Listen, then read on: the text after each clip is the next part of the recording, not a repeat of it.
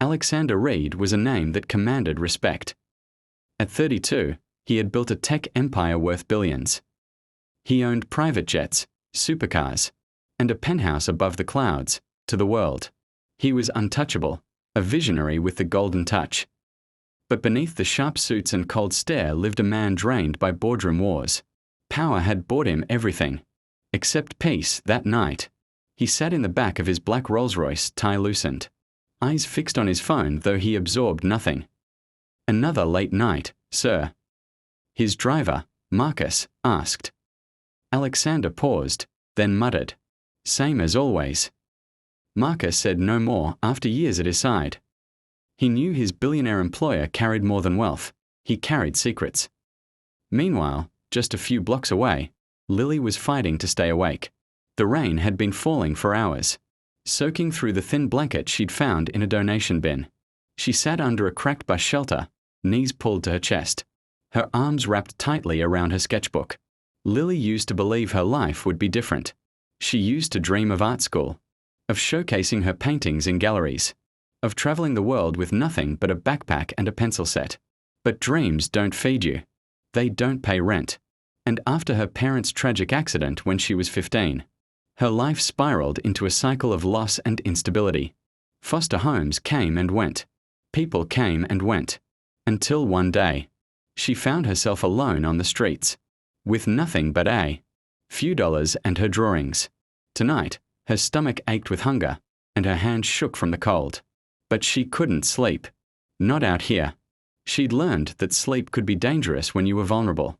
As she traced the edge of a sketch with her fingertip, a memory of her mother's voice filled her mind. "Lily, never stop drawing. Even when life feels cruel, art will always keep your soul alive." Tears stung her eyes, but she quickly blinked them away. She had no room for weakness. Not anymore. It was past midnight when Alexander's car approached that very street. Marcus slowed the vehicle as they neared a red light. Alexander was lost in thought, staring at nothing in particular, when a flicker of movement caught his attention. He glanced out the window and saw her. A girl, huddled beneath the broken bus stop, soaked to the bone, clutching something to her chest like it was worth more than gold. Her face was half hidden beneath wet strands of hair.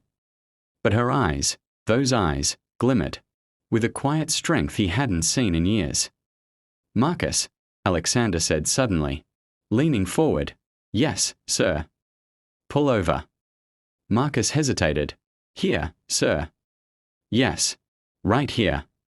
The driver did as instructed, easing the car to the curb. Alexander opened the door, stepping out into the rain without an umbrella. The cold water soaked his $1,000 suit almost instantly. But he didn't care. Something about that girl had unsettled him. Lily noticed the car first. Expensive cars didn't usually stop on this street, especially not for people like her. When the tall man in the black suit approached, she instinctively pulled her blanket tighter around herself. "Hey," Alexander said softly, crouching down to meet her at eye level. Her eyes widened. "What do you want?"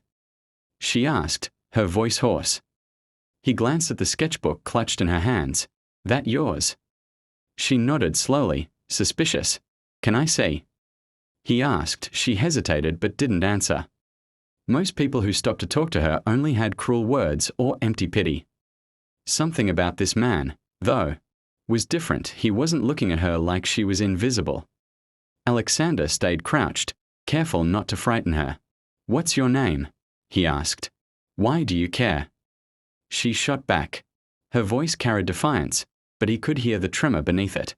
"I just do," he said simply. "You can call me Alexander." She blinked at him, surprised he'd offered his name first. No one ever did that. "I'm Lily," she whispered after a pause.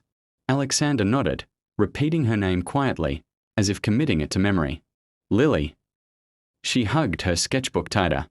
"Why are you out here alone?" he asked softly. She gave a humorless laugh. "Because I don't have anywhere else to go." Her blunt honesty caught him off guard.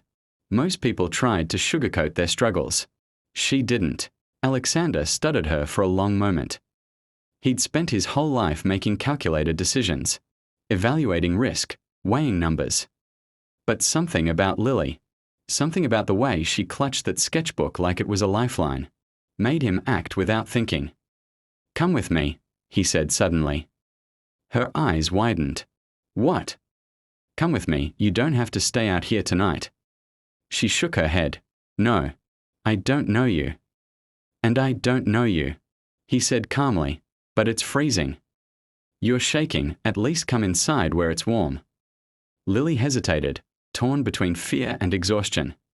She'd learned the hard way not to trust strangers, especially men with expensive cars.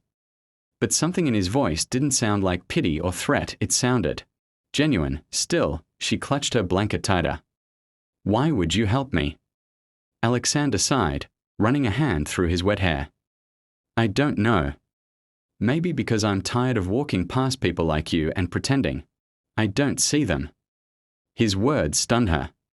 Most people avoided eye contact. This man, this billionaire, though she didn't know who he was admitting he saw her.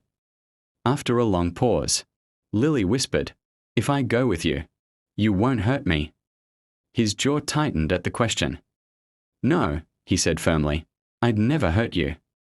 Something in his tone made her believe him. Alexander extended his hand. For a moment, Lily stared at it, rain dripping from her hair onto her trembling fingers.